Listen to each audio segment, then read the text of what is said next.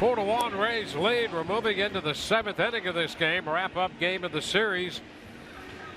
Here as we commemorate and remember the tragedy of 9/11 in 2001, 15 years ago now.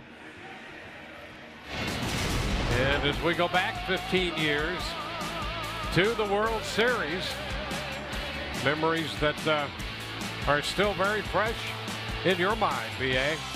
Yeah, one of those days that you'll never forget. And, you know, we've talked about this before. That was a great moment. Didn't get to see that happen live because, you know, I was warming up, getting ready for the game. But to have the president go to the top of the mound and throw the ball, you know, throw a strike, too, to Todd Green, by the way, and then all of a sudden get into that game. And like I said, we've talked about this before. There was never going to be another start that I made that was going to be bigger than this one for a lot of different reasons. And, you know, you think about what was happening, obviously, in the country, the first World Series game, you know, after 9/11 being held there. You can imagine what the crowd was like that night because they were also facing a 2-game deficit. We'd won the first 2 games in Arizona. So this was a must-win for the Yankees. You know, you're facing Roger Clemens. And you know that you're going to get their best shot, and it was just the atmosphere was electric. The entire country, you know, was behind New York. That's not always the case, and so it was a special night to be a part of.